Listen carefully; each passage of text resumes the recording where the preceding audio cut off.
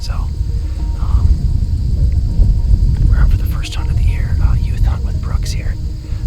We're on some new property. We've already had 2 does down here in the corner, but really just good to be out, good to just be still, and good to just be in God's creation here. So it just feels good. It's been really, really cold. The cameras have really picked up. I don't have any cameras out here, but a couple deer have really been coming through pretty regularly during the light, and Tokyo is back on the list, and he's got a giant flyer coming off one side, and he'll probably be our number 1 target. There's an old 10 that we had an encounter with as well. A really cool deer. He's old, he's big. And then there's another deer that I don't know who he is yet, but really white rack as well. So I don't know what we'll call him, or just need to get some more photos and just really see who it is, see if he's a carryover deer or not. But until then, Brooks and I are out with the gun tonight. We'll see if something shows up on this alfalfa. But about 65 degrees, and September 29th. So have to sit tight and see what happens. So hang with us, and we'll see how tonight goes here.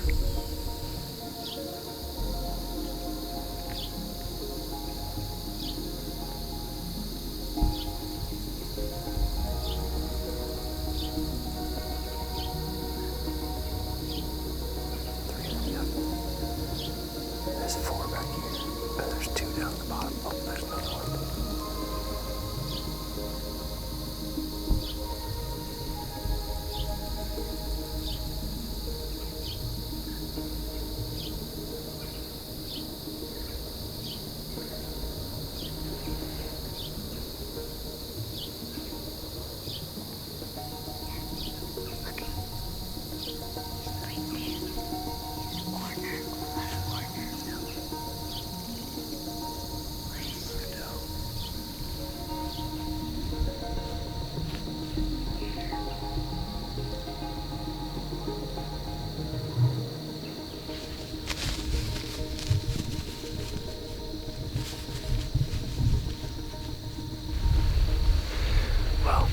As you can see, we were absolutely covered up in deer. They're coming out of the alfalfa now, and they're just going straight to the beans. And we are, I don't know, Brooks, how many? 29, 30 deer. There's some right behind us. It was an awesome night. We got a great spot. Obviously, it's heavy loaded up with does. So it could be a great spot come. Obviously the rut, but there are deer everywhere. We had a great night, so the alfalfa and the beans, if you got some dried down beans, seem to be working well. But great start for Brooks and I, and yeah, we'll have to try her again here some night.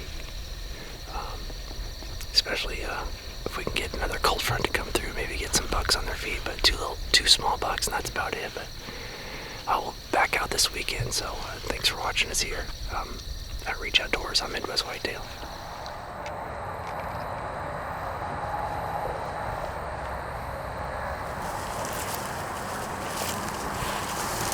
Well, it is Saturday, October 1st. It's about 4:30, and Mason and I are back in the same blind we were in a week ago. This is our 3rd attempt at harvesting a deer during the youth season. We got out the first weekend and had an encounter with a doe and a fawn, but weren't able to harvest her. And then last week we came down here on Saturday, sat in this exact spot, and had an encounter with a doe and some fawns as well. But the wind was wrong, and deer got pretty spooky, and so we weren't able to get a shot, unfortunately. So we are back in the same blind as last week.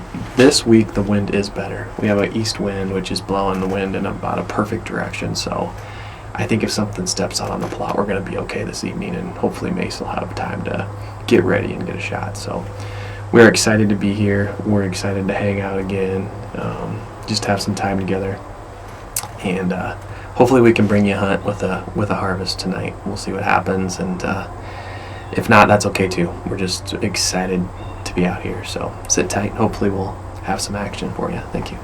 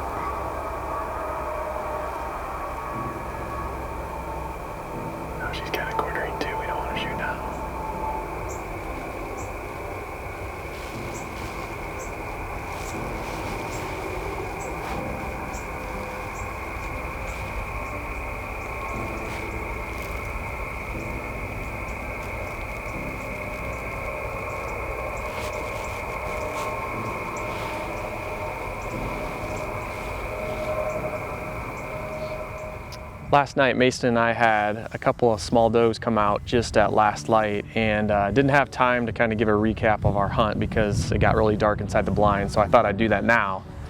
Yeah, so as I said before, we had a couple small deer come out, and to be honest with you, we weren't sure if they were this year's fawns or last year's fawns or not, and they kept looking back into the timber, and we thought maybe something bigger was coming, maybe mom or whatever. So anyway, long story short, Mason elected to not harvest either one of those deer last night.